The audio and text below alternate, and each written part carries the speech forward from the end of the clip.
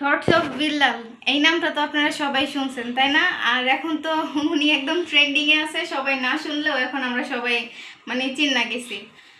এই ছেলেটা মানে শুরু থেকে অনেক কষ্ট করে মানে 12,000 টাকা বেতনে একটা চাকরি করতো, তখন চাকরির পাশাপাশি তানি ভিডিও বানাইতো। আমিও মাঝে মধ্যে দেখছি জুস টুস বানানোর ভিডিও দিত। মানে আস্তে আস্তে পরিশ্রম করা শুরু করছে, ওনার ভিডিওগুলো ভাইরাল হওয়া শুরু হয়েছে এবং ওনার ভিডিও করার জন্য উনি চাকরিটাও ছেড়ে দিছে।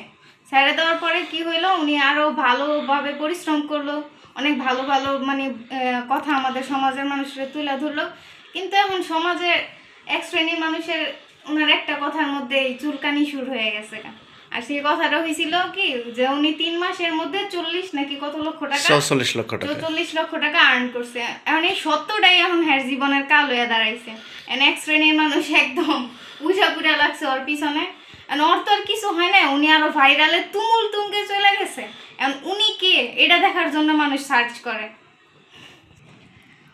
উনি তো ওনার ছন্দমাখা কথা দিয়ে মানুষের মন কাটছে। এখন ওনারা দেখে ইন্সপায়ার্ড হয়ে এখন আরও অনেক মানুষ এই ভিডিও বানায়, যারা ভালো করে কথা বলতে পারে না বা মানে কবিতাও ভালো করে সাজাতে পারে না, তাও ওগো ভিডিওগুলোও ভাইরাল হইতাছে।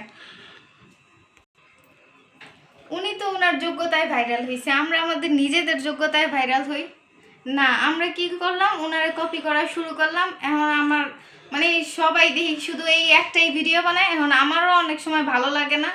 আমার মনে হয় যে সবারই একই মানে অরুচি শুরু হয়ে গেছে। মানে যেদিকেই তাকাই thoughts of Billal, thoughts of এইডা, থটস অফ এইডা, আর ভাল লাগে না। আসলে সব কিছু বাদ দিয়ে চলেন নিজেরাই কিছু ক্রিয়েশন করি, নিজেরাই মানে কিছু তৈরি করি, নিজের ভিতর থেকে কিছু যেটা আসে ওইটাই বানাই, তাই না?